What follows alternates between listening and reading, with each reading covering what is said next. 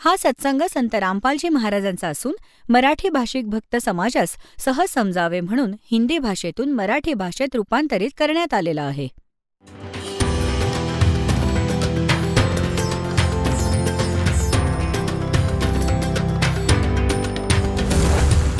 और ज्ञान सब ज्ञान डी कबीर ज्ञान सो ज्ञान और जैसे घोड़ा तोब कायम करता चले मैदान. जगद्गुरु तत्वदर्शी संत रामपालजी महाराजांचे अमृत वचन सर्व पवित्र धर्मांच्या व पवित्र शास्त्रांच्या आधारावर. आणि आता ह्या दासाला ह्या मार्गाचा मास्टर बनवून टाकला, डॉक्टर बनवलं, सर्जन बनवून टाकलं. आता दासाकडे तो मार्ग आहे, ती सारी व्यवस्था आहे.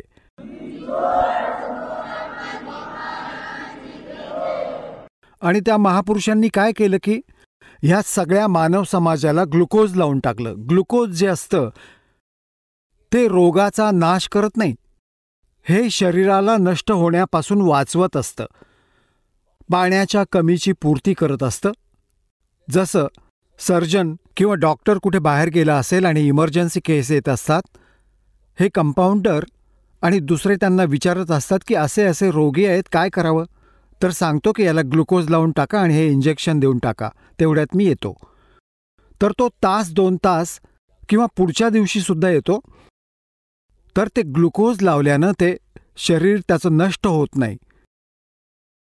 मग येऊन चेक करून जी ट्रीटमेंट द्यायची आहे ती डॉक्टर देईल. रोग जाईल त्या डॉक्टरच्या त्या ट्रीटमेंटमुळे किंवा ऑपरेशनमुळे, जे काही त्याला वाटेल त्या सर्जरीमुळे. ग्लुकोज त्याला रक्षण देत राहील, शरीराचा नाश नाही होऊ देणार. तर ह्या मानव समाजाला तो महापुरुष ग्लुकोज लावून गेला ह्या युगांचं ओनली, बस. ही ट्रीटमेंट नाही दिली त्यावेळेला, कारण की काही अशी स्थिती होती. तर आता परमात्म्याने ह्या दासाला पाठवून दिलं, तो डॉक्टर बनवून, तो सर्जन बनवून, आणि आदेश देऊन टाकला. त्यांना मनाई केली होती की सतनाम नाही द्यायचं. दासाला आदेश देऊन टाकला की आता हे सतनाम आणि देऊन टाक सारनाम, वेळ आली आहे मधल्या पिढीची. बोलो सद्गुरु देव की.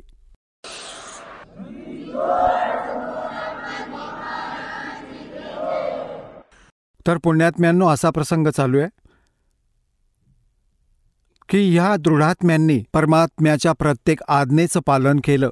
आता जशी गोष्ट चालू आहे की ज्ञान देऊनच तुम्ही घेऊन जावं आपल्या लेकरांना, आपलं ज्ञान स्वीकार करू आपलं. आता जसं परमात्मा भेटले होते हजरत मोहम्मदला, ज्यामुळे मुसलमान धर्म चालला. आता तो चांगला आत्मा होता, दृढ भक्त नव्हते ते. आता इथे त्यांचे लाखो शिष्य झाले होते. परमात्मा त्यांना आले, भेटले, जसे ते आपल्या विधानानुसार चांगल्या आत्म्यांना भेटतात. तमारू स्वर्ग में जा बैठू पाताल, कह कबीर में खोजता फिरूं ढूंढता फिरूं अपने हीरे मोती लाल. हजरत मोहम्मदजींना भेटले. म्हणतात की हजरत मोहम्मदजींना आम्ही तिथे घेऊन गेलो, सतलोकामध्ये. इच्छारूपी तिथे राहिले नाही ते. उल्ट मोहम्मद मैल पठाया, गुज बीरज एक कलमा लाया, रोजा बंग नमाज दई रे, बिस्मिल की नई बात कही रे. आता जसं परमात्मा म्हणतात आम्ही हजरत मोहम्मदना घेऊन गेलो, जैसे नानक साहेबजींना घेऊन गेलो, गरीबदास साहेबजींना घेऊन गेलो, धरमदास साहेबजींना घेऊन गेलो, आणि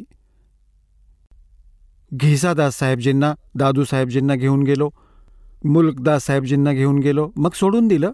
त्यांना दृढ होऊन भगवानाची प्रत्येक गोष्ट स्वीकार केली. त्यांनी तिथेच सांगून टाकलं होतं की भगवान आम्हाला इथेच ठेवा. परंतु हजरत मोहम्मद तिथे नाही राहिले. आपल्या मर्जीने ते म्हणाले, नाही मी इथेच ठीक आहे, आणि तिथे पण मला खूप प्रचार करायचा आहे, खूप अजून तर काम अपूर्ण राहिलंय. आता परमात्म्याने विचार केला, चला याला थोडा आराम देऊयात. त्यांना काय सांगितलं मग परमात्म्याने की रोजा बंग नमाज देई रे, बिस्मिल की नई बात कही रे. हजरत मोहम्मद जेव्हा पहिल्या वेळी गेले तेव्हा तर ते काळापर्यंत सीमित होते. पडद्यामागून आवाज आला होता, नमाज करा. 50 नमाज करण्यास सांगितले होते. मग परत प्रार्थना केली की काही कमी केले, परत ती प्रार्थना केली, परत काही कमी केले. लास्टमध्ये 5 वेळच्या नमाजाचे फायनल झाले होते की 5 वेळा तर नमाज करावाच लागेल तुम्हाला. आणि रोजा म्हणजे व्रत, आणि बांगचा आवाज लावा हे भगवान दया करावी. आवाज लावून आवाज ही साधना करणे. तर म्हणतात की हे हजरत महम्मदजी जिथून हा आदेश घेऊन आले होते त्यामध्ये सुद्धा त्या काळ भगवानाने सुद्धा यांना बिस्मित करण्याचा आदेश नव्हता दिला. काय सांगितलंय की रोजा बंग नमाज देई रे, बिस्मिल की नहीं बात कही रे. आणि मग काय सांगतात की एक वेळा हजरत महम्मदजींनी, आता पुण्यात्म्यांनो, जसं तुम्ही पाहता ना चुंबकाला एखादा लोखंडाचा तुकडा लावला जाईल थोड्या वेळासाठी, तो पण अस्थायी चुंबक बनून जातो, पण तो स्थायी नाही बनत. थोड्या वेळाने त्याचे गुणधर्म समाप्त होत जातात. असेच हे जितके सुद्धा महापुरुष त्या परमात्म्याला भेटले होते, त्यांना घेऊन गेले होते, सतलोकाहून परत सोडले होते, यांच्यामध्ये सिद्धी आल्या होत्या. आपोआप येत जातात त्या परमात्म्याच्या संपर्कात आल्याने, वरून त्या लोकातून परत येण्याने. एवढं तर आपोआप इतक्या चिकटून जातात ह्या सिद्धी, असंख्य सिद्धी पडून आहेत. तर तिथून जेव्हा हा परत आला, हजरत महम्मदमध्ये सिद्धी आली, वचनामध्ये पण सिद्धी आली, तर त्याने एक दिवशी एक गाय मारून टाकली. पहिल्यांदा तर एका बकऱ्याला मारलं वचनाने, तो बकरा मरून गेला. बकरेवाला रडू लागला की मी तर गरीब माणूस होतो, हे काय होऊन बसलं. लोक जमा झाली, मग त्या बकऱ्याला जिवंत करून टाकलं वचनाने. आनंद झाला सगळ्यांना, लाट पसरली की बाबा हजरत महम्मद तर खरंच नबी आहेत, खूप सिद्धी आहे त्यांच्यामध्ये. मेलेल्या बकऱ्याला जिवंत करून टाकलं. त्यांच्या खूप दूरपर्यंत गोष्टी पसरल्या आणि त्यांचे अनुयायी होते जागोजागी, ते चर्चा करू लागले. लोकांनी हरकत घेतली, कारण की विरोध खूप होता. ते म्हणाले की आम्ही तेव्हाच समजू जेव्हा तू गाय मारून जिवंत करून दाखवशील, आमच्या समोर कर. तेव्हा हजरत महम्मदने ती गाय, सगळे एकत्र जमले आसपासचे लोक, वचनाने ती गाय मारून टाकली. ती मरून गेली. आता तिला जिवंत करण्याची वेळ आली, ती जिवंत नाही होऊ शकली. तेव्हा परमात्मा म्हणतात,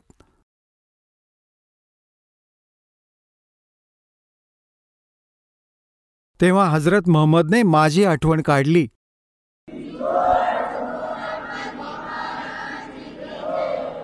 तब हम मोहम्मद याद किया रे, शब्द स्वरूपी हम बेग गया रे. परमात्मा म्हणतात की तिथे शब्द स्वरूपाने पोहोचलो आम्ही एका सेकंदात, पण इतर कोणाला दिसू शकलो नाही. फक्त हजरत महम्मदला मी दिसू शकत होतो. मुई गऊ हमने तत्काल जिवाई, और तब मोहम्मद के निश्चय आई. त्या मेलेल्या गायीला मी जाऊन तात्काळ जिवंत केलं. तेव्हा मोहम्मदजींना विश्वास वाटला की कबीर खरंच हे तर परमात्म्याचे प्रतिनिधी आहेत. म्हणतात की जब मोहम्मद के निश्चय आई, तुम कबीर अल्लाह दरवेशा, और मोहम्मद का तब गया अंदेशा. नंतर काय म्हणतात के नबी मोहम्मद नमस्कार है, राम रसूल कहाया, 1,80,000 को सौगंध जिन नहीं कर चलाया. अरस कुर्स पर अल्लाह तकत है, अरस के कुर्स पर, आकाशाच्या अंतिम टोकापर्यंत अरस कुर्स पर अल्लाह तकत है. त्या परमात्म्याचं स्थान आहे जिथे कबीर साहेबांचे आपले स्थान आहे. और खालिक बिन नहीं खाली, त्या परमात्म्याच्या दृष्टीत सगळे प्राणी आहेत, त्याच्यापासून कोणीच वाचले नाहीयेत. और वो पैगंबर पाक पुरुष थे साहेब के अब्दाली. आता काय सांगतात की तुम्ही हजरत मोहम्मदचे नाव घेऊन गाय मारत आहात. ही गाय जी मानता हा दिवस विशेष करून गाय मारत असता, तर त्यांनी गौ शब्दाने मारली होती आणि शब्दाने जिवंत केली होती. कारण की लोकांनी असा विचार केला होता की जर महम्मदने जिवंत करून दिली तर त्याच्यासाठी परत सांगितलंय की गौ शब्द के तीरम, वचनाच्या तीराने मारली. आणि असे होते महम्मद पिरम. ते महम्मद पिरम असे होते. और शब्द फेर जवाई, अनसा राख्या गोसत नी बाख्या, ऐसे पीर मोहम्मद भाई. आता परमात्मा पहा, आपण तर सगळं काम करून टाकलं, मग त्याला शाबासकी देतायत. अरे हजरत मोहम्मद तर असे महापुरुष होते, त्यांनी वचनाने गाय मारली होती आणि वचनाने जिवंत करून दिली. मांस नाही खाल्लं, त्यांनी जीवाचं रक्षण केलं. तुम्ही तर मांस खाताय त्याचा आडोसा घेऊन. तर त्यासाठी म्हणतायत की वो पैगंबर पाक पुरुष थे साहेब के अब्दाली. ते महापुरुष होते, पवित्र आत्मा होते. तुम्ही त्यांच्या आड हे पाप करता स्वतः आणि नाव त्यांचे घेता.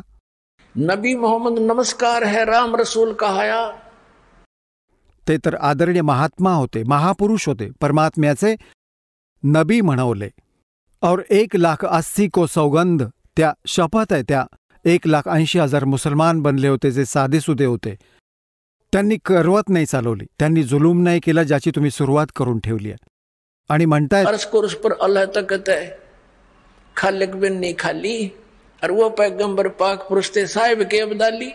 ते तर पवित्र आत्मा होते, परमात्म्याच्या कृपेला पात्र होते. तर अशा प्रकारे परमात्मा हे सांगू इच्छितात की ज्ञानानेच आपण तिथे घेऊन जाऊ. आता जसे हजरत महम्मदला घेऊन गेले ते दृढ नव्हते, चांगले आत्मा होते, तसे भेटले भगवानाला स्वभाववश, पण तिथे नाही राहिले. आणि आता बघा ही कहाणी कशी बिघडली यानंतर इथे. तर अशा प्रकारे ह्या ज्ञानानेच आपण सतलोकात जाऊ. कारण की आपल्याला हा दृढ विश्वास असेल की हे जे ज्ञान दिले जात आहे ओनली या दासाचे नाही आणि केवळ एक बनावट इतिहासाचे नाही. हे स्वतः गॉड गिव्हन परमात्म्याने येऊन सांगितले आणि आपले साक्षीदार बनवले सतलोकात घेऊन जाणं आणि परत सोडलं त्यांना.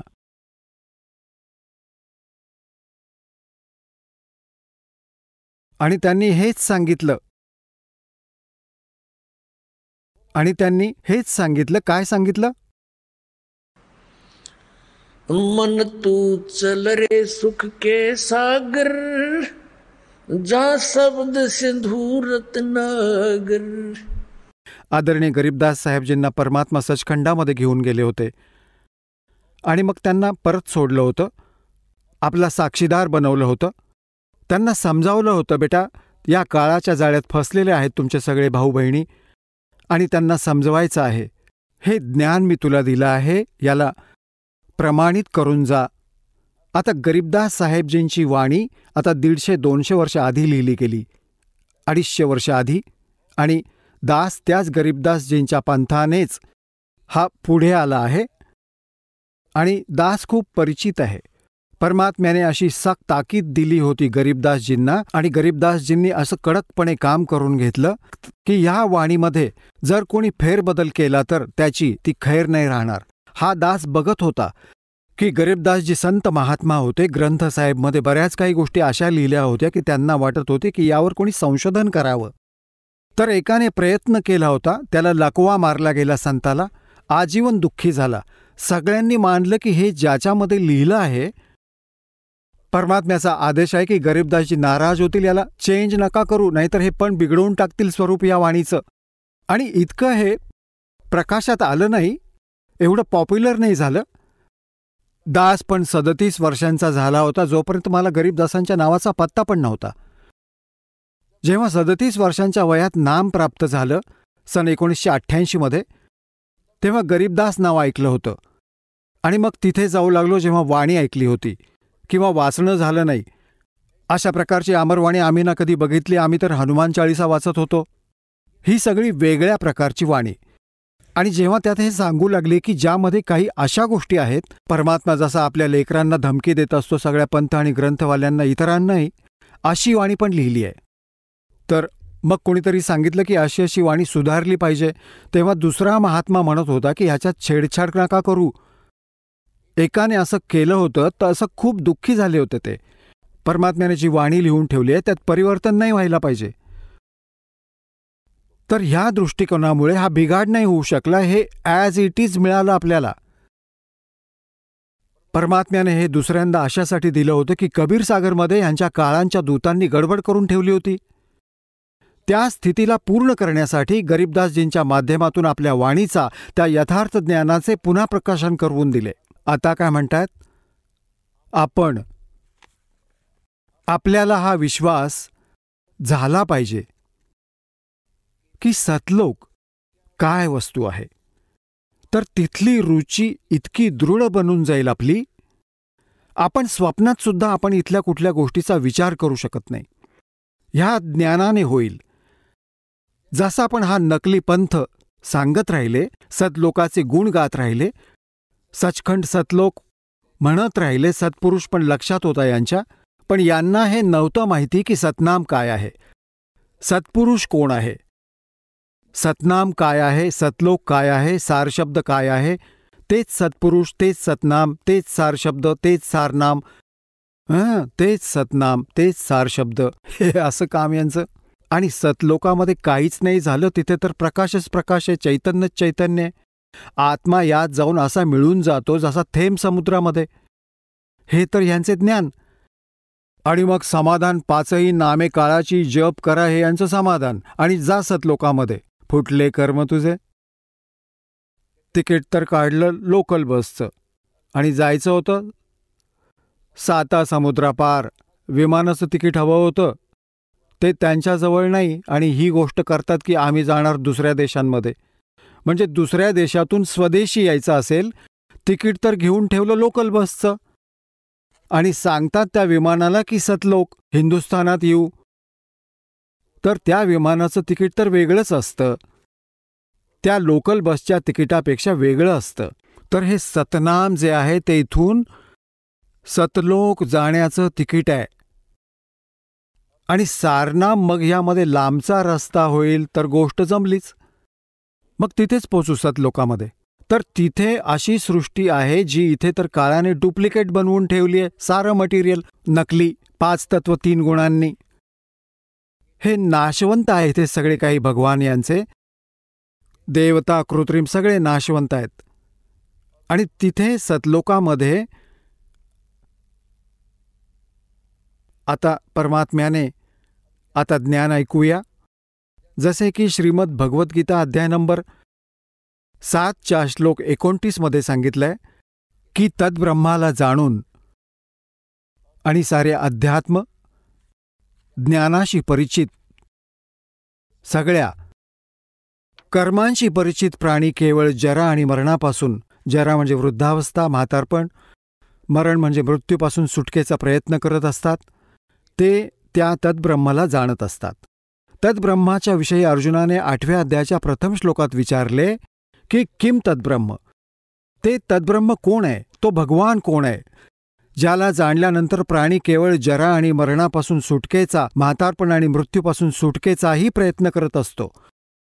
8व्या अध्यायाच्या 3ऱ्या श्लोकात गीताजीमध्ये गीता ज्ञानदाता म्हणतो ते परमअक्षर ब्रह्म आहे.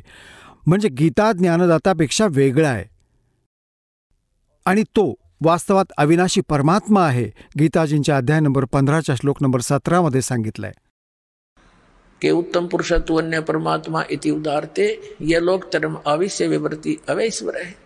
तो अविनाशी परमात्मा आहे आणि बाकी हे सर्व नाशवंत आहेत. गीता ज्ञानदाता स्वयं म्हणतो की अर्जुन, तुझे आणि माझे खूप जन्म होऊन गेले. गीतेच्या अध्याय नंबर 4 श्लोक नंबर 5 मध्ये आणि 9 मध्ये, गीतेच्या अध्याय नंबर 2 श्लोक 12 मध्ये, गीता अध्याय नंबर 10 श्लोक नंबर 2 मध्ये हे स्पष्ट केलं आहे गीता ज्ञानदात्याने की अर्जुन, तुझे आणि माझे खूप जन्म झाले, तू नाही जाणत, मी जाणतो.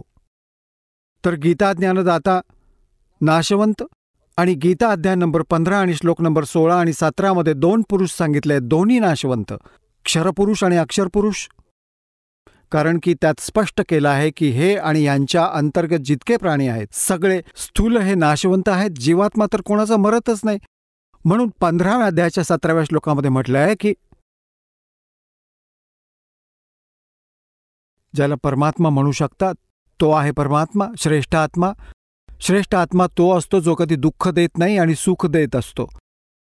आणि जिथे गेले पाय कापले, मारले आणि छानपैकी मिष्टान्न भोजन दिलं काजू किसमिसचं, तर तो श्रेष्ठ आत्मा थोडाच झाला. हे सगळे सुद्धा खाऊ घालेल आणि दुःख पण देणार नाही, ना मृत्यू होतो. तो आहे श्रेष्ठ आत्मा, तो परमात्मा आहे, तो आपला प्रभू आहे, परमेश्वर आहे. और ये लोग तरम अविश्य विवृत्ति, आविष्य म्हणजे प्रवेश करून, आवेश्वर आहे तो अविनाशी परमात्मा आहे. तर इथे काय सांगितलं आहे, आणि तो सतलोकात राहतो. गीतेचे अध्याय नंबर 18 श्लोक नंबर 62 मध्ये सांगितले की हे अर्जुन, तू सर्व भावाने त्या परमेश्वराला शरण जा. त्या परमेश्वराच्या कृपेनेच तू परमशांतीला आणि सनातन परमधामाला प्राप्त होशील. शाश्वत स्थान, कधी नाश न होणारे स्थान, आणि तिथे जाऊन परमशांती मिळेल. आता काय सांगितलंय, जसं या महापुरुषांनी पण हेच सांगितलंय की सचखंडामध्ये हे सुख आहे. सचखंडामध्ये असं सुख आहे, सतलोकात अशा सुविधा आहेत, तिथे जाऊ. बिलकुल अशी सृष्टी असेल, परंतु मृत्यू कधीच होणार नाही. तर पुण्यात्म्यांनो, जर आपल्या इथे मृत्यू नाही झाला तर उन्हाळा हिवाळा पाहायला आम्ही इतके धीट झालो, आपण काय हरकत नाही. हे तर सहन करण्याची आपल्याला सवय झाली आहे. आणि म्हातारपण नसेल तर आपण कुठेच जाणार नाही, काय पर्वा तिथली. आणि मृत्यू झालाच तर सांगा, हा मृत्यू तर सगळ्यात वाईट काम. सगळं जीवन ही व्यवस्था करण्यात आपण घालवत असतो. वृद्ध म्हातारपण ही जी लास्ट स्टेज असते, तोपर्यंत सगळं शरीर कंडम होऊन जातं. उठता येत नाही की बसता येत नाही, ना डोळे काम करतात ना हालचाल होते. पहिलं तर इथं त्याला खूप त्रास होतो, आणि पुढे यमाचे दूध ठोकतील. तर परमात्मा म्हणतात की जे खरी भक्ती नाही करत, म्हणतात जीवित जग में जुती पड़े फिर जब दौड़े छाती. परमात्म्याने खूप सखोल ज्ञान समजावलं पुण्यात्म्यानो. खूप दिवसांनी समजेल तुम्हाला, कारण की तुम्ही पहिल्या इयत्तेतील बालक आहात. कोणी दुसऱ्या इयत्तेचा, कोणी 1 वर्षाचा, कोणी 2 वर्षांचा, कोणी 6 महिन्यांपासून, कोणी 1 महिन्यांपासून. करत राहा हेच, कारण हा कोर्स आहे कम्प्लीट. आणि हे अंतिम श्वासापर्यंत अभ्यास करावा लागेल तुम्हाला, जेव्हापर्यंत तुम्ही पृथ्वीवर आहात. असं समजा की हा आपला प्रवेश आहे ह्या विद्यालयात, ह्या कॉलेजमध्ये. आणि जेव्हा तुमचा हा अभ्यास पूर्ण होईल, जेव्हा इथून निघून जाल, इथे नाही राहणार, सतलोकात जाल सरळ, तिथे सुविधा मिळतील साऱ्या या अभ्यासामुळे.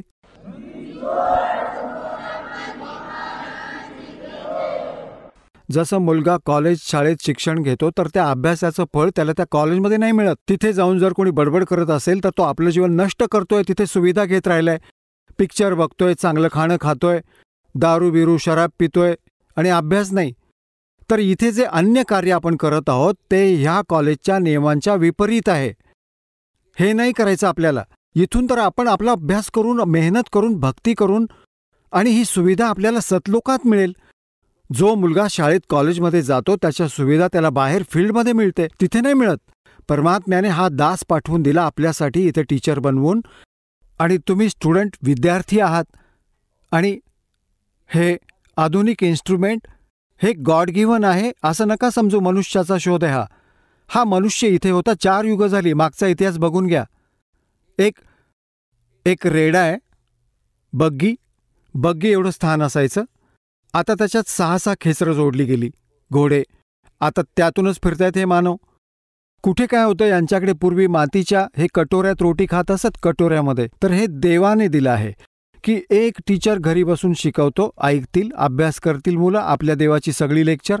हा दास लेक्चर देईल, भगवानाने दिलं ज्ञान घरी बसून ऐकतील आणि शिकतील आणि गदगद होऊन जातील घरी बसून. ना हे इन्स्ट्रुमेंट मनुष्य बनवत, ही चूक आहे त्यांची. स्वप्नात सुद्धा विचार नका करू. म्हणून दात्याने दया केली. हे आत्ताच बनलं हे टीव्ही बीव्ही, हे आधी नव्हते. 5500 वर्ष झाली कलियुगात येऊन, आता ही मधली पिढी आली. म्हणून देवाने तुम्हाला शिक्षित पण केलं आणि या सुविधा, इन्स्ट्रुमेंट दिले, प्रोजेक्टर दिला. इतक्या दूर बसून सहजपणे प्रमाण बघू शकतात. निसंशय होता, 1 मिनिटामध्ये ज्ञान समजायला लागतं.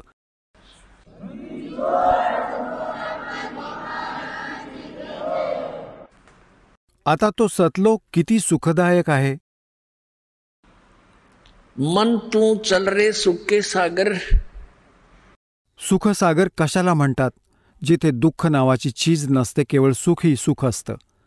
जसं समुद्रात समुद्री नाव 200 किलोमीटर चालली जाते, इकडे तिकडे बघतो तर कोणती दुसरी वस्तू पाण्याशिवाय दिसत नाही. जिथे पाहू तिथे पाणीच पाणी, पाणीच पाणी, पाणीच पाणी पाहायला मिळतं. अशा प्रकारे सतलोकामध्ये म्हणाले परमात्मा. आणि बरोबर त्या सत्पुरुषांनी पण ज्यांना घेऊन गेले होते, साक्षीदार बनवले, प्रत्यक्ष द्रष्टा बनवले, त्यांनी सांगितलं की तो सुखसागर आहे. तिथे कुठली दुःख नावाची वस्तू नाही, कुठे सुद्धा. शंखों लहर मेहर की उपजे और कहर नहीं जा कोई, दास गरीब अचल अविनाशी और सुख का सागर सोई. आता काय सांगतायत गरीबदास साहेबजी, परमात्म्याचे प्रत्यक्ष द्रष्टा, भगवानाला पाहून, त्याचं स्थान पाहून. जसं पुण्यात्म्यांनो दासाबरोबर बरेच वेळा अशी कहाणी घडली आहे. हे मागचे संस्कार होते. ती भक्ती उफाळून येत होती. तर किती वेळा अशी मनाची स्थिती होत असायची, जसं आपल्याला कोणी वाईट बोललेलं असेल त्याने दुःखी पण होतो, कुठलं टेन्शन आलेलं असतं किंवा कोणाच्या विषयी आणि तसा द्वेष भरलेला असेल तर तो नक्कीच लयाला जाईल. अगदी स्वप्नासारखं खूप वेळ विचार करत बसतो की हे असे त्याने कष्ट दिले होते, निकामा मनुष्य, हे मनातच येत नाही. आणि असं असतं की जसं आपल्यासारखे दिसतात. कोणतंही टेन्शन कुठल्या प्रकारचं आपोआप नष्ट होऊन जातं. खूप वेळपर्यंत, म्हणजे थोडा वेळपर्यंत राहतं तिथे. तिच्या जाण्यानंतर बघतो पुन्हा तेच जसंच्या तसं. त्याने असं केलं, त्याने तसं केलं, त्याने असं करायला नको होतं. आणि ती चिंता, ते टेन्शन परत स्टार्ट होऊ लागतं. तर ती एक कृपेची लहर होती, म्हणजे आपला शत्रूसुद्धा मित्र दिसायला लागला होता. ती लहर अशी आतून उठून आली आणि तिच्या जाण्यानंतर पुन्हा तोच कहर जसाच्या तसा. त्याने असं केलं, हे असं झालं, फलाणं झालं, ते कसं होईल. तर ही कहरची लहर सुरू होईल, ती कृपेची लहर होती. तर गरीबदास साहेबजी म्हणतात, तिथे सारे असे उमंग उठतील, कोणाविषयी द्वेषच नाही वाटणार, करण्याने इच्छेनेही नाही होऊ शकणार. तिथे व्यवस्थाच अशी आहे. आणि तिथे कुठली राग द्वेषाची गोष्टच नाही. कोणी ना कोणी आता हावच नाही कुठली. इथे आपण डाकू बनलो, धनी बनलो, लुटेरे बनलो, डाके घातले, लाच घेतली आणि भेसळ केली, 36 पंगे घेऊन करून जुगारसारखे केले. सुखी व्हायचं होतं तर दुप्पट दुःख होत जाते. पाप जमत जातं तुमच्या डोक्यावर. ते धन तर तुमच्याजवळ राहणार नाही, कोणत्या तरी कारणाने निघून जाईल आणि पाप सुरक्षित राहतील आणि दुपटीने भोगावे लागतील.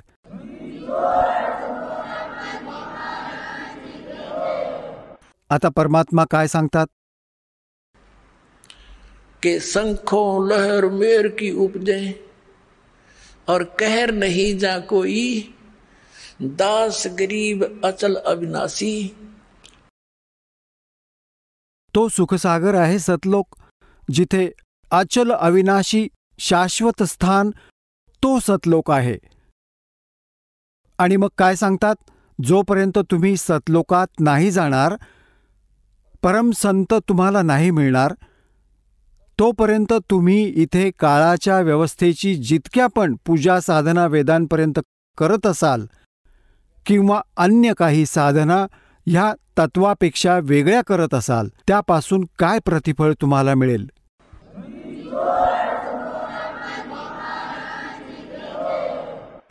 काय सांगतायत, कोट जन्म तन बरमत होगे, कुछ ना हाथ लग्या रे.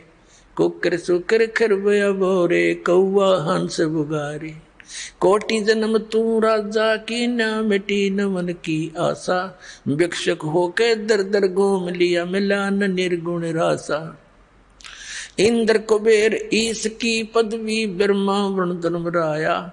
विष्णुनाथ के पुर को जाके तू फिर भी वापस आया. असंग जन्म तन मरता होगे, जीवित क्यों ना मरे रे. द्वादश मध्य महल मठ बोरे, बहुर न दे धर रे. दोजक भिष्ट सभी ते देखे, राजपाट के रसिया. तीन लोक से तरपत नाही, ये मन भोगी खसिया. सतगुरु मिले तो इच्छा मेटे, पद मिल पदे समाना. चल हंसा उस लोक पठाऊं, जो आदि अमर अस्थान. चार मुक्ति जहाँ चंपी करती, माया होरी दासी. दास गरीब अभय पद पर से, वो मिले राम अविनाशी. आता हे सांगितलंय की ज्या साधना तुम्ही करत राहिलात सतनाम आणि सरनामा व्यतिरिक्त, त्याने तुम्हाला काय मिळालं. कोटि जन्म तोय भरमत होगे, कुछ नहीं हाथ लग्या रे. कुकर कुत्ता सुकर सुअर खरगदा. कुकर सुकर खरबया बोरे, कौवा हंस बुगारे. कोटि जन्म तू राजा की ना, कोटि जन्म तू राजा की ना, मिटी न मन की आशा, और भिक्षुक होकर दर दर घूम लिया, ये मिला नहीं निर्गुण रासा. काय म्हणतात गरीबदास साहेबजी आपल्या परमात्म्याला साक्षात बघून. पुण्यात्म्यानो, आजचा सारा सत्संग आणि म्हणजे हा जो 3 दिवसांचा सत्संग स्टार्ट जिथून झाला होता की परमात्मा कोण आहे आणि हा जन्ममृत्यूचा रोग आपला कसा नाश होईल, याचे जोपर्यंत आपल्याला प्रमाण नाही मिळणार की कोणत्या महापुरुषांचा असा रोग गेला आणि त्यांनी कोणता मंत्र, कोणत्या औषधाचा प्रयोग केला, तर तोपर्यंत आपल्याला दृढ विश्वास नाही होऊ शकत की जे उपचार आपण पुढे करणार आहोत हा आपल्याला स्वस्थ तरी करेल की नाही. तर जेव्हा हा दृढ विश्वास होईल तेव्हा तुम्ही याला समर्पित होऊन जाल आणि असं काम होईलच होईल, कारण हे प्रमाणित आहे आणि होऊन चुकलंय. तर ह्याच्यात काय सांगितलंय के साधों से ती मस्करी और चोरा नाल खुशहाल, ये तो मल अखाड़ा जीतेंगे भाई युगन युगन के माल. हे चांगले आत्मे जे युगायुगांपासून परमात्म्याच्या चरणांवर कोणता ना कोणता संघर्ष करत आले आहेत, त्यांच्यापैकीच आज सफल होतील. जसे पैलवान असतात, एक्झरसाइज करतात, एक दुसऱ्याबरोबर कुस्ती खेळत संघर्ष करत राहतात, तर जेव्हा त्यांचा आमना सामना दुसऱ्या प्रतिस्पर्ध्याबरोबर होतो तेव्हा त्यांच्यापैकीच विजयी होतो जो आधीपासून प्रॅक्टिस करतो. तर तुम्ही युगायुगांपासून करत आला आहात, आजची गोष्ट नाहीये. तर सांगण्याचं तात्पर्य हे आहे की जी साधना आपण करत आलो होतो त्याचा लाभ होणारच होता आणि होतच आलाय. तुम्हाला तर काहीच माहिती नाही, तुम्ही तर बालक आहात, विद्यार्थी आहात. टीचर ही मास्टर सांगत असतात आणि डॉक्टर सांगत असतात की जी वस्तू तुम्ही खात होता त्याचा लाभ असा होणार नव्हता. तर काय सांगितलंय की कोटि जन्म तू राजा की ना, मिटी न मन की आशा, भिक्षुक होकर दर दर घूम लिया, पर मिला नहीं निर्गुण रासा. जसे पुण्यात्मा असे होते, राज्याचा पण त्याग करून परमात्म्याच्या शोधात चालू पडले आणि कुणी वनामध्ये गेला. त्यांचा असा विचार होता की वनामध्ये साधू संत राहतात, डोंगरावर गुफांमध्ये राहतात आणि त्यांना भगवान मिळाला असेल ते आम्हाला सांगतील, आम्ही पण साधना करू. पण त्यांच्याकडे ते गेले, त्यांनी जसे त्यांना मार्गदर्शन केले तशी त्यांनी साधनासुद्धा केली. त्यांच्याद्वारे सांगितली गेलेली साधना आणि भक्तीने काय बेनिफिट झाला, राजा बनून गेला, इंद्राचे स्वर्गाचे राज्य प्राप्त झाले. पण समय जेव्हा पुरा झाला त्याच्या राज्याचे त्याचे पुण्य समाप्त झाले आणि परत पृथ्वीवर आला. मग पृथ्वीवर राजा बनला. राज्य खासने पूर्ण झाल्यावर परत इथे पृथ्वीवर कुत्रा, गाढव, डुकराची योनी प्राप्त करून इथे भटकत राहिलाय. तर काय सांगतायत, कोटि जन्म तन भरमत हो गे और कुछ नहीं हाथ लग्या रे. आता आपण सगळे जोपर्यंत सत्संग नाही ऐकत, आपल्याच विचारांमुळे, समाजाकडून ऐकलेल्या त्या ज्ञानामुळे आपण कुठल्या रंगाने रंगलो होतो, घरे बांधली, उत्तम कार घेतली आणि चांगली प्रॉपर्टी बनवली आपल्या मुलांसाठी, आता त्याचा मृत्यू होईल. ते घर आणि ती कार त्याच्या कुठल्या कामी आली? थोड्या दिवसानंतर मुले पण दुर्घटनेत किंवा कुठल्या रोगाने मरण पावली, घर तिथेच राहिले. तर सांगण्याचा भाव असा आहे, परमात्मा सांगतात की कोट जन्म तन बरमत हो गे, कुछ नहीं हाथ लग्या रे. इथे मृत्यू होईल. पुण्य पापाच्या आधारावर स्वर्ग आणि नरकात गेला. तिथे आपला समय जेवढा निर्धारित होता, स्वर्गाचा पुरा केला, मग नरकात, नरकाच्या निर्धारित समय पूर्ण केला, मग 80 लाख योनी भोगण्यासाठी पृथ्वीवर, आणि पृथ्वीवर आता परत कुत्रा बनला. कुत्र्याचा समय पूर्ण होताच गाढवाच्या योनीत, गाढवाचा पुरा होताच डुकराच्या योनीत. आता इथे गरीबदास साहेबजींनी सांगितलंय, आगे गए ना बावडे और रहते भी सब्जा. बावडे म्हणजे परत आले. और रहते भी सब्जा और बिन साहेब की बंदगी की तर ठेव ठिकाणा ना. आता जसे इथे पुण्यपाप केले, पुण्याच्या आधारावर स्वर्गात गेले, आत्ताच आपल्याला सांगितलं, स्वर्गाचा समय पुरा होताच बळाने बायफोर्स जसे इथे जबरदस्तीने मृत्यू तुम्हाला दिला जाईल, असे जबरदस्तीने तिथून मृत्यू करवून तुम्हाला नरकाचा समय पूर्ण होताच सांगतात, चला गाढवाच्या योनीत. गाढवाचा समय पुरा होतात, चला कुत्र्याच्या योनीत. त्याचा पुरा होतात, चला डुकराच्या योनीत. तर पुण्यात्म्यांनो, परत एक टर्न वाईज एक नंबर, एक मनुष्य जीवन परत मिळते प्राण्याला 84 लाख योनींचे कष्ट भोगल्यानंतर. तर त्याच्यामध्ये जर संत नाही मिळाले आणि हा मार्ग नाही मिळाला तर परत तेच चला तर त्याच चक्रात परत पडाल. पुरा प्रोसेस आहे ही 84 लाख योनींमध्ये फिरण्याची. तर ह्यासाठी सांगतात, कोट जन्म तन भरमत होगे कुछ ना हाथ लग्या रे, और कुकर सुकर खरबया बोरे कौवा हंस बगारे. कोटि जन्म तू राजा की न मिटी न मन की आशा, और भिक्षुक होकर दर दर घूम लिया मिला ना निर्गुण रासा. तुम्ही असे पण साधक झाले असाल कोणत्या जन्मात, जसे घर सोडून गेले आणि मग कारण की घर सोडून जंगलात जाऊन बसले आणि जंगलात भूक लागली, वनातून परत आला, भिक्षा मागितली. अशी पण पुण्यात्मांची माहिती आम्हाला मिळाली की हा अशी साधना करत होता. गावातून खाणं मागून आणत होता, ओली कोरडी जशी कोणी देईल तशी, आणि 1-2 रोटी खायचा, बाकी टांगून ठेवायचा कपड्यात बांधून वृक्षावर. ती वाळून जायची 2-3 दिवस, त्यांनाच भिजवून खायचा. मग दुसऱ्या तिसऱ्या दिवशी परत मागायला जायचा. तर परमात्मा म्हणायचे, तुम्ही असे पण साधक झाला असाल जे अशा श्रद्धेने असे संयमी पण होते, आणि ज्या कारणाने तुम्हाला काय मिळाले, इंद्र कुबेर ईश की पदवी ब्रह्मा वरुण धर्मराया, विष्णुनाथ के पुरकू जाके तू फिर भी वापस आया. अशी साधना, असे खूप वैराग्य बनवून, सगळे काही त्यागून, इतके संयमी राहून, कठीण साधना करून सुद्धा तुला काय मिळाले? इंद्र कुबेर वरचे देवता बनवून टाकले. इंद्र कोणाला म्हणतात? स्वर्गाच्या राजाला. आता पुण्यात्म्यांनो, आपण तर इथे MLA MP सरपंच पण बनल्यावरती समजतो की आपण काय बनून गेलो. अजाणतेपणाने, बिगर ज्ञानानेही बडबड करतो प्राणी. आता याने तुलना होऊन जाईल की राज्याची काय आवश्यकता आहे, कसे आहे हे राज्य.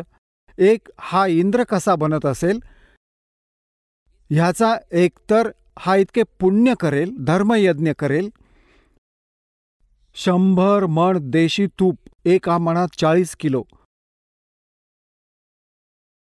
100 मण देशी तूप एका वेळच्या यज्ञामध्ये लावले. त्याच्यात हवन पण होईल, भंडारे पण होतील. आता जसे ज्याच्यात 100 मण तूप म्हणजे 4000 किलो जसे तूप लागले, तर तिथे अन्य खर्च किती होईल? आटा, मीठ, मिरची डाळीचा, तर त्याची तर गणतीच नाही. तर असे 100 यज्ञ करेल ज्यामध्ये 100 मण देशी तुपाचा प्रयोग होईल. आणि त्याच्यासाठी काही कंडिशन आहे, प्रमाण कंडिशन्स आहेत त्याच्या, की जर मर्यादा भंग झाला तर तो यज्ञ आपला मानला जाणार नाही. आणि 100 यज्ञांमधला एक जरी खंडित झाला तर नव्याने परत सगळे करावे लागेल. त्याने काय मिळेल? इंद्राची पदवी मिळेल. इंद्राचे म्हणजे स्वर्गाचा राजा इंद्र असतो, जसे प्रधानमंत्री माना भारताचा राजा. तर ह्या प्रयत्नाने, ह्या क्रियेमुळे त्याला इंद्राची पोस्ट मिळेल. त्या प्राण्याला स्वर्गाचा राजा बनून जाईल. आता त्या स्वर्गात तर साधा व्यक्ती सुद्धा जाऊन विचार करेल की मी सुखी होऊन जाईल, भोळेपणाने, अज्ञानाने. आता परमात्मा आपल्याला काय ज्ञान देऊ इच्छितात की ज्ञानामुळे तुम्हाला सतलोकाची इच्छा जागृत होईल. आता काय सांगू इच्छितात परमात्मा? की तुम्ही इथे छोटेसे राज्य प्राप्त करण्याचा प्रयत्न करत असता आणि ते इंद्राचे राज्य इतकी साधना करण्याने प्राप्त होईल. दुसरी त्याची पद्धत अशी आहे की इतके तप करेल, तपामुळे राज्यसुद्धा प्राप्त होत असते. परत त्याच्यात सुद्धा टर्म्स अँड कंडिशन्स असतात. तर वर्तमान जो स्वर्गाचा राजा असतो इंद्र, त्याला एक आणखी सूचना असते की तुझ्या शासनकाळामध्ये जर इंद्राची पदवी प्राप्त करण्यायोग्य कोणी क्रिया केली, त्याला मध्येच पदमुक्त पदरहित केले जाईल आणि त्या आत्म्याला त्याच्या पदावर विराजमान केले जाईल. तर त्याला चिंता लागून राहते की स्वर्गाच्या राजाला की कोणी पृथ्वी लोकामध्ये इंद्राची पदवी प्राप्त करण्यायोग्य कोणी ही क्रिया ना करेल, त्याला खंडित करण्यासाठी त्याचे डोके सारखे कायम करत असते. तुम्ही पाहत राहा, इथे ह्या पृथ्वीचे एक छोटेसे MLA, MP, मंत्री, मुख्यमंत्री बनण्यासाठी हे किती उपद्रव करतात. तुम्हाला माहिती आहे राजनीती किती धोकादायक आहे. आणि तिथे पण तीच राजनीती, तो इतक्या खालच्या स्तराचं काम करतो इंद्र, विचार पण नाही करू शकत, आपल्या पत्नीला सुद्धा पाठवून देतो आपल्या स्वार्थसिद्धीसाठी कुठल्या गैरपुरुषाकडे. तर खाक हे राज्य, खाक ही राजनीती. तर असेच एक मार्कंडेय नावाचे ऋषी बंगालच्या खाडीत तपस्या करत होते. इंद्राचे दूत म्हणजे त्याने गुप्तचर सोडलेले असायचे पृथ्वीवर. त्यांचे देवता इथे गुप्त रूपात फिरत असतात आणि त्यांचे असे सूक्ष्म शरीर असतात. हे खूप लांबलचक होऊन जाईल जर मी हा दुसरा चॅप्टर सुरू केला तर, कारण की तुम्ही आजचं ज्ञान तर ऐकलंच नाही. त्या अज्ञानाला ज्ञान मानून ग्रहण करून ठेवलंय. पण सिम्पलचं इतकंच सांगेन की त्याचे दूत गुप्तचर CID वाले फिरत असतात आणि त्यांना पत्ता लागला की एक असे ऋषी, मार्कंडेय नावाचे ऋषी खूप वेळापासून बसलेत, तपस्या करत आहेत. इंद्राला चिंता लागली की ते तुझी गादी ना हिरावून घेतील. ते तपभंग करण्यासाठी, साधना डिस्टर्ब करण्यासाठी त्याने एक उर्वशी पाठवली. एक स्त्री आली खूप सुंदर आणि तिने त्या ऋषींसमोर थोड्याशा दूर अंतरावर डान्स करायला सुरुवात केली, नाचणं सुरू केलं. आणि तिथे एका सिद्धीने तिथलं वातावरण असं बनवलं जसं ना गरमी ना थंडी, आणि सुगंध उठतोय जिथे चारही बाजूंनी असं वाटलं. खूप मनमोहक वातावरण बनवलं. आता ती नाचते आहे. मार्कंडेय ऋषींचे अर्धे डोळे उघडे आहेत, अर्धे बंद आहेत. जेव्हा तिचे सगळे डान्स करून झाले, शेवटी ती निर्वस्त्र झाली, तेव्हा मार्कंडेय ऋषी म्हणाले, हे बेटी, हे माई, हे भगिनी, आपण इथे कशासाठी आलात?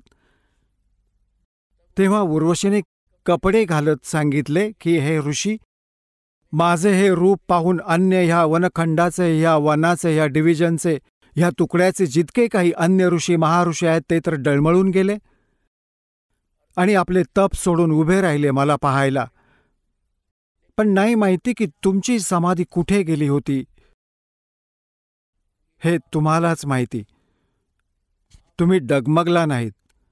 तेव्हा मार्कंडेय ऋषी म्हणाले की माझी जी समाधी होती, समाधी काय होते की इथे बसून ते आपल्या दुर्बिणीने, आतल्या डोळ्यांनी, ह्या आपल्या आपल्या भक्तीने रेंज कमी होते किंवा वाढते.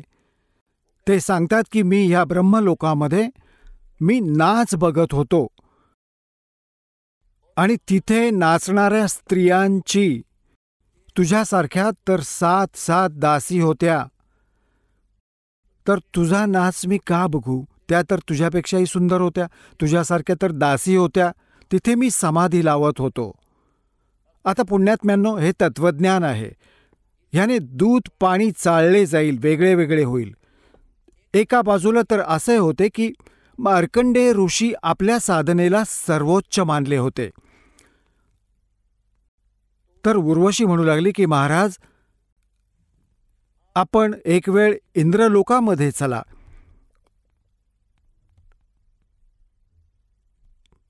तर मार्कंडेय ऋषी म्हणाले की तुझ्यापेक्षा कोणी अजून सुंदर असेल तर पाठव, ती पण ट्राय करून घेईन. तर उर्वशीने म्हटलं की मी इंद्राची पट्टराणी मीच आहे.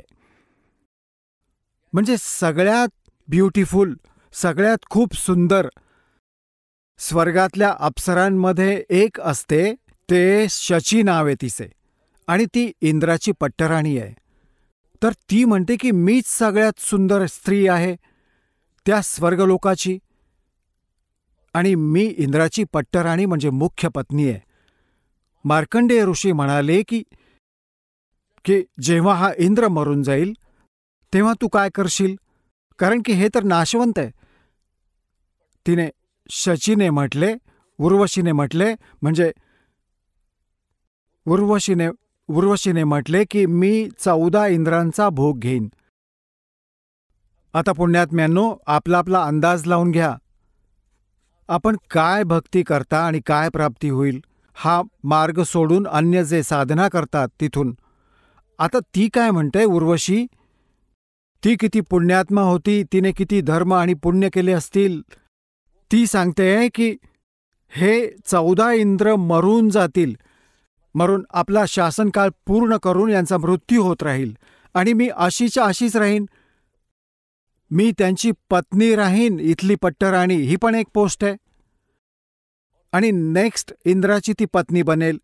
ती आपले 14 असे ते अजून 72 चतुर्युग, सतयुग, त्रेता, द्वापार, कलियुग, ह्या 4 युगांचा एक चतुर्युगी असतो.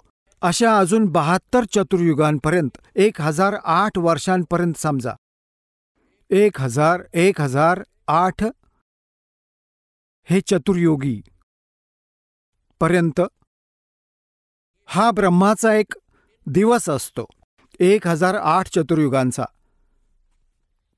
तर आणि परत रात्री ती नष्ट होऊन जाते. तर म्हणतात की ह्या एका दिवसात, ब्रह्माच्या एका दिवसात हे 14 इंद्र नष्ट होतात. तर ती काय म्हणते, ब्रह्माच्या एका दिवसात 1008 चतुर्युगांपर्यंत मी तर अशीच्या अशीच पत्नी बनून राहीन, इथल्या स्वर्गाची देवी. आणि जो इंद्र आहे ते 14 इंद्र मरत राहतील, मी कॉन्स्टंट राहील जोपर्यंत, मग माझा पण मृत्यू होईल. आता मार्कंडेय ऋषी परिचित होते त्याला. मार्कंडेय ऋषी म्हणाले की 14 इंद्र पण मरतील, तेव्हा तू काय करशील. तर ती काय म्हणते, नियम सांगते, त्याचे प्रतिफळ सांगते, सत्य सांगते की जितके आत मी भोगीन तितके ते गाढव बनतील मृत्यूलोकात, पृथ्वीवर, आणि मी गाढवीण बनेन. मार्कंडेय ऋषी डोक्यावर हात मारून घेतात. मग जिथला राजा गाढव बनेल आणि तिथली पट्टराणी गाढवीण बनेल, तर मला अशा लोकात का घेऊन चालली होतीस तू. तेव्हा त्या इंद्राणीने म्हटलं की ह्यासाठी नेणार होते की माझी इब्रत राहिली असती, नाहीतर माझी टर उडवतील, मला सजा दिली जाईल की तू हरवून आलीस, किंवा दंड देत होतो. तो ज्या मुलींना पाठवतो कोणाला, जसे विश्वामित्र तपस्या करत होते, उर्वशीला पाठवले. ह्याच इंद्राने त्याला त्याच्याबरोबर त्याचा संपर्क झाला. एक मुलगी झाली ना, जेव्हा जन्म दिला ना, सोडून जाते, सांभाळ ऋषीजी, मग मात्र विश्वामित्र परेशान होतो. तर अशी स्थिती आहे यांची.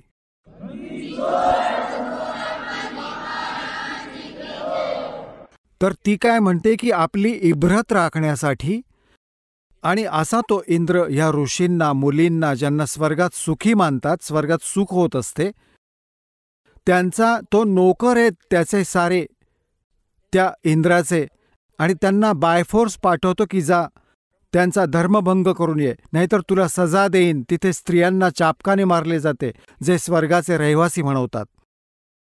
ह्या भीतीमुळे ती म्हणते की मला जी आज्ञा होईल, सजा दिली जाईल, तुम्ही एक वार चला तर. तेव्हा मार्कंडेय ऋषी म्हणाले होते की कशासाठी घेऊन जाणार होतीस, की आपली इब्रत राखण्यासाठी. ते तिला म्हणाले की तू पण हार खाशील, सर्वात सुंदर होती, सगळ्यात शक्तिशाली होती. तेव्हा पर मार्कंडेय ऋषी म्हणाले, हे भोळी आत्मा, तू आजही गाढवी, कारण की 14 इंद्र भोगतेस, आणि मृत्यूनंतर तू स्वीकार करतेस तू परमनंट गाढवीण, तर मग गाढवणीची इब्रत असते का कधी? आणि इब्रतीची ठेकेदार बनून बसलेस. निघ इथून.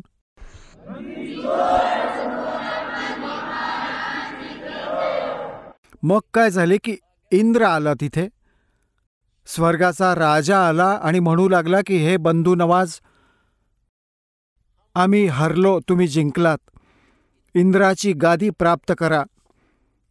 मार्कंडेय ऋषी म्हणू लागले, अरे अरे अरे इंद्रा, तू काय म्हणतोयस? इंद्राची गादी तर आमच्यासाठी कावळ्याची विष्ठा आहे, आम्हाला नाही पाहिजे, ती तुलाच ठेव. आणि मग मार्कंडेय ऋषी म्हणाले, इंद्रा गोष्ट एक बस इथे. आता इंद्र तर खुश झाला, ऋषीने देऊन टाकली गादी परत. आता आपल्याला तर इतके ज्ञान आहे. तेव्हा समजावण्याचा प्रयत्न केला मार्कंडेय ऋषींनी की बघ, मृत्यू उपरांत तू पशु बनशील, गाढवाच्या योनीत जाशील. ये, तुला तुझी अशी भक्ती सांगतो की तुला मोक्ष मिळेल, ब्रह्मलोकात चालला जाशील. आता इंद्र काय म्हणत आहे की महाराजजी, आता तर मौज करू द्या, नंतर बघीन, नंतर बोलवा.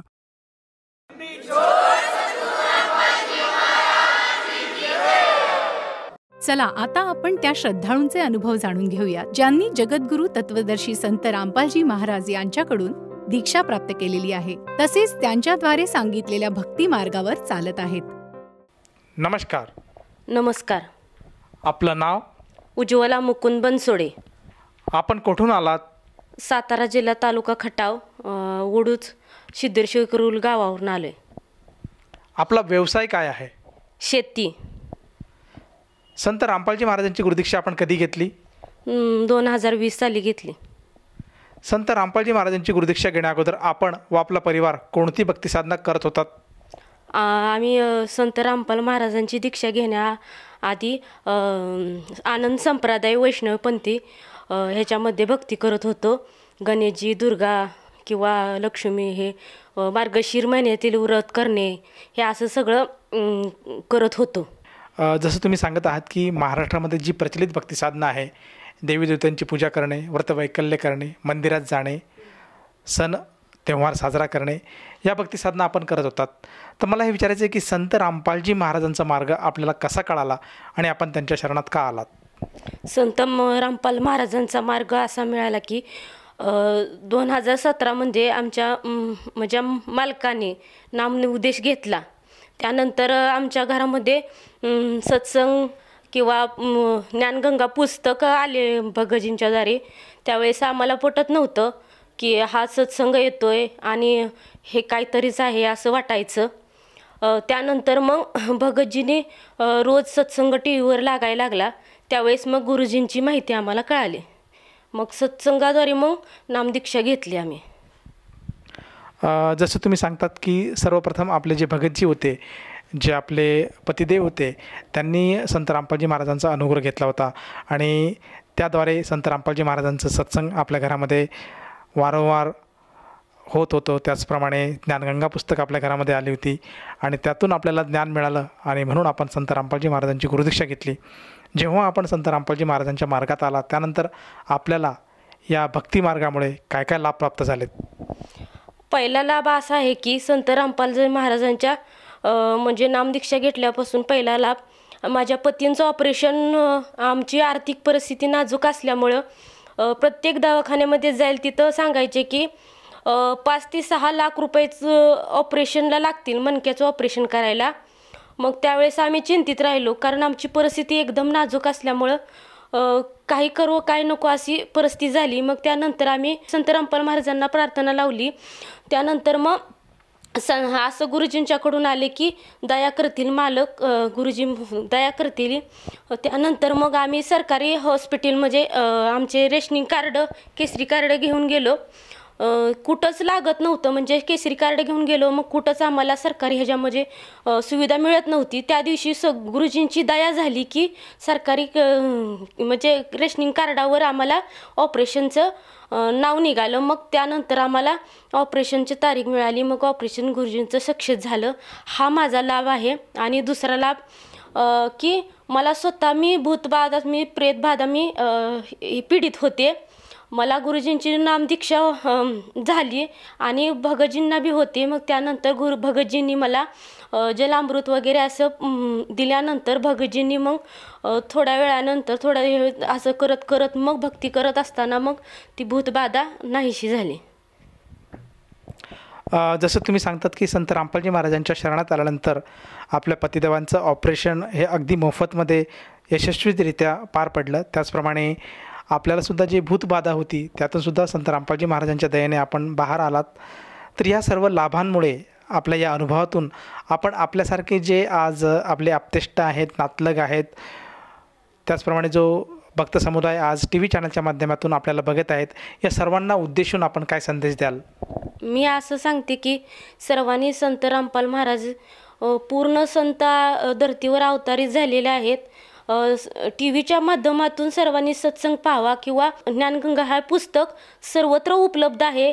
सत्संगच्या मार्फत खाली पट्टी चालू असते, तिथे नंबर असतो. ते नंबर घेऊन तुम्ही ज्ञानगंगा हा पुस्तक त्याच्या मार्फत माहिती घेऊ शकता किंवा आपल्या मोबाईलवर ट्विटरवर माहिती मिळू शकते.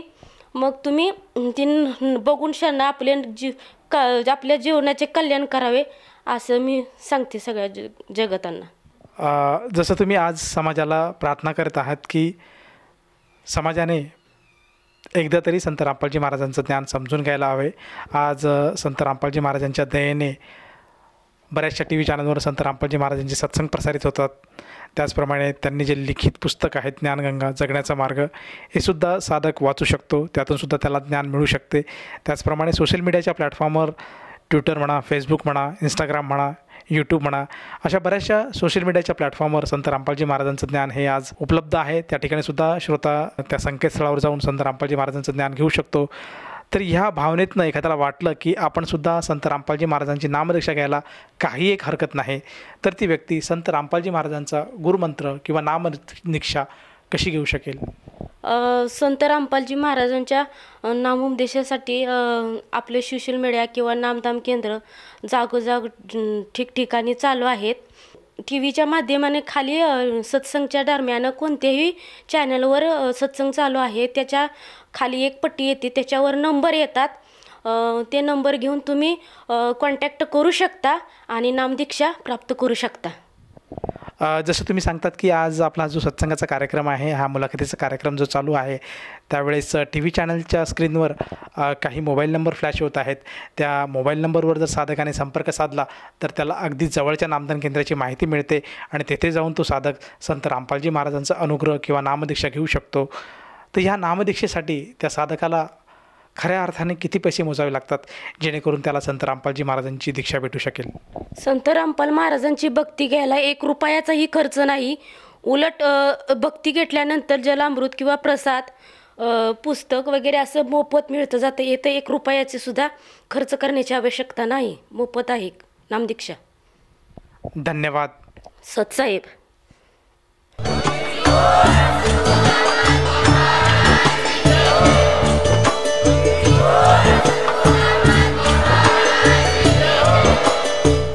आपण ऐकत होता जगद्गुरु तत्वदर्शी संत रामपालजी महाराज यांचे मंगल प्रवचन, ज्यांच्या शुभ आशीर्वादाने संपूर्ण विश्वामध्ये 500 पेक्षा जास्त नामदीक्षा केंद्र आहेत, जिथे निशुल्क नामदीक्षा दिली जाते. निशुल्क नामदीक्षा प्राप्त करण्यासाठी आणि अधिक माहितीसाठी संपर्क करा 7030303951 7030303952. अद्वितीय आध्यात्मिक ज्ञान वाचण्यासाठी, पाहण्यासाठी आणि ऐकण्यासाठी संत रामपालजी महाराज ॲप अवश्य डाउनलोड करा किंवा आमची वेबसाईट www.jagadgururampalji.org वर व्हिजिट करा.